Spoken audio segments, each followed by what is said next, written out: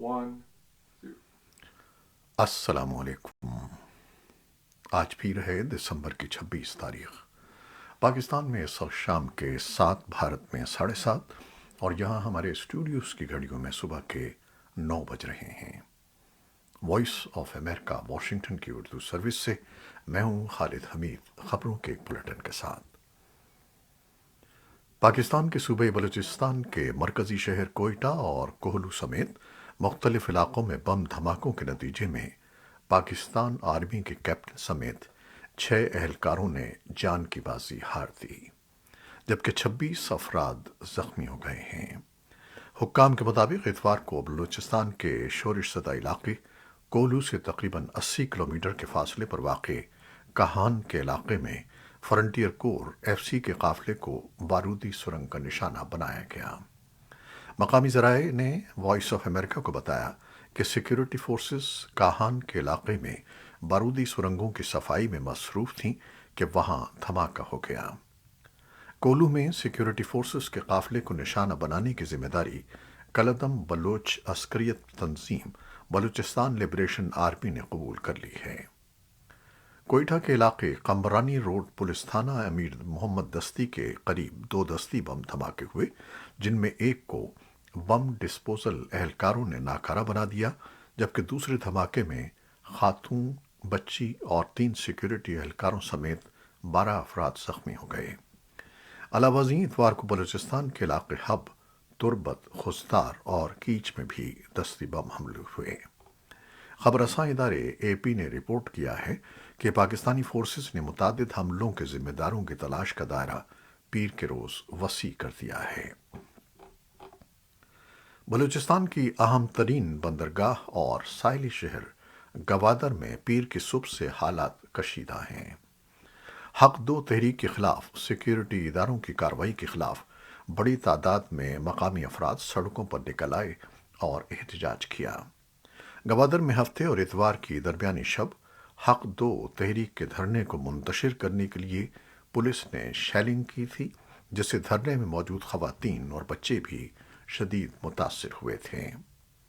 Police نے کئی افراد کو حراست میں بھی لیا تھا، جن میں تحریک کے کئی رہنما بھی شامل ہیں۔ مظاہرین کا مطالبہ ہے کہ گوادر شہر میں پینے کے صاف پانی کی فراہمی کے علاوہ ٹرالر مافیا اور چیک پوسٹس کا خاتمہ کیا جائے۔ دوسری جانب بلوچستان کی حکومت کے ترجمان نے حق 2 تحریک کے احتجاج اور دھرنے پر پالیسی بیان دیتے ہوئے کہا ہے کہ احتجاج سب کا حق ضرور ہے اور حکومت اس حق کا احترام کرتی ہے، لیکن دھرنے کے شرکاء کی جانب سے گوادر پورٹ کی طرف مارچ کرنے اور پورٹ کو بند کرنے کی کوشش کی گئی۔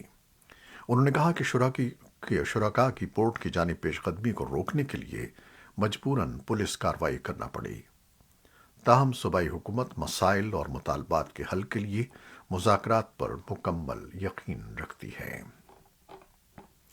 پاکستان میں سرگرم کلدم عسکریت پسند تنظیم تحریک طالبان پاکستان نے گزشتہ ہفتے وفاقی دارالحکومت اسلام آباد میں ہونے والے خودکش حملے کی ذمہ داری قبول کر لی ہے۔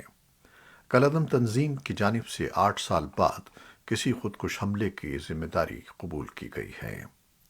ماہرین کا کہنا ہے کہ ٹی ٹی پی کے پاس کوئی منظم علاقہ موجود نہیں ہے، لیکن ان کی کارروائیاں صوبہ خیبر پختونخوا، بلوچستان، حتیٰ کہ اسلام آباد تک پھیل گئی ہیں۔ ایسے میں سیکیورٹی فورسز کے لیے ان کی روک تھام بڑے چیلنج سے کم نہیں ہے۔ ملک بھر میں ٹی ٹی پی کی بڑھتی ہوئی کارروائیوں کے پیش نظر پاکستان نے متعدد مرتبہ افغانستان میں طالبان کی حکومت کو شدت پسندی کی روک تھام کے بارے میں تاکید بھی کی ہے۔ ماہرین کا کہنا ہے کہ بظاہر ایسا لگتا ہے کہ Afghan Taliban T T P کو پاکستان کے خلاف بطور حکمت عملی استعمال کر رہے ہیں۔ دوسری جانب طالبان کا کہنا ہے کہ وہ اپنی سرزمین کو دہشت گردی کی کارروائیوں کے لیے استعمال نہیں ہونے دیں گے۔ افغانستان میں اقوام متحدہ کے امدادی مشن یوناما کے قائم مقام سربراہ نے پیر کے روز طالبان پر زور دیا کہ وہ غیر سرکاری تنظیموں کے لیے خواتین کے ملازمت پر عائد پابندی کو واپس لے۔ یوناما نے کہا کہ لاکھوں افغان افراد کو انسانی امداد کی ضرورت ہے اور ایسی رکاوٹوں کو ہٹانا بہت ضروری ہے۔ ایجنسی نے کہا کہ قائم مقام سربراہ اور انسانی ہمدردی کے رابطہ کار رمیز الکاباروف نے پیر کو کابل میں طالبان کے وزیر اقتصادیات محمد حنیف سے ملاقات کی اور پالیسی کو تبدیل کرنے پر زور دیا۔ طالبان حکومت کے ترجمان ذبیح اللہ مجاہد نے امریکی حکومت کے اہلکاروں سے کہا ہے کہ وہ طالبان حکومت کے اندرونی معاملات میں مداخلت نہ کریں۔ امریکی حکام کو ہمارے اندرونی معاملات میں مداخلت بند کرنی چاہیے۔ انہوں نے افغانستان کے لیے دوحہ میں قائم امریکی سفارت خانے کی charge D affair Keran decker کے رد عمل میں ایک ٹویٹ میں یہ بیان دیا۔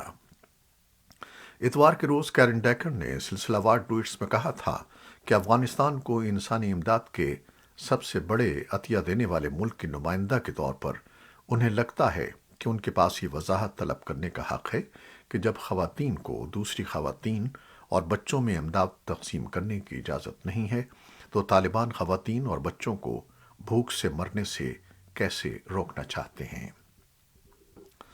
افغانستان میں طالبان کی وزارت اقتصادیات کی جانب سے خواتین امدادی کارکنوں پر پابندی کے بعد بین الاقوامی غیر سرکاری تنظیموں یا این جی اوز کی معطلی جاری ہے۔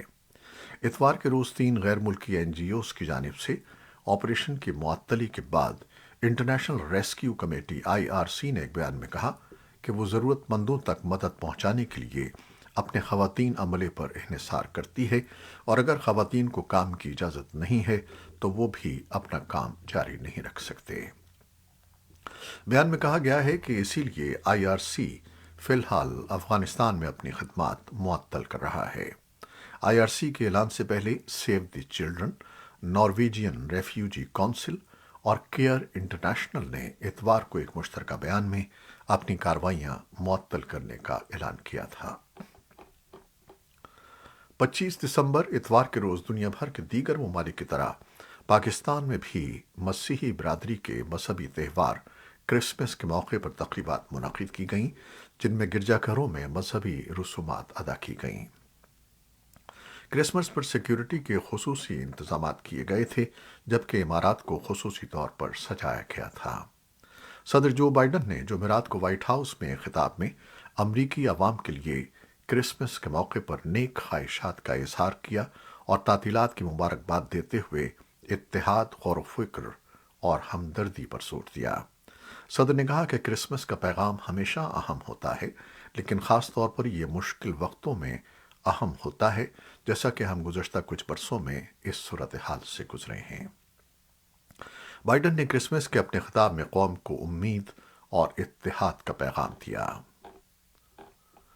یوکرین کے صدر ولادیمیر زیلنسکی نے اتوار کو اپنے رات کے ویڈیو خطاب میں کرسمس کی مبارکباد پیش کی۔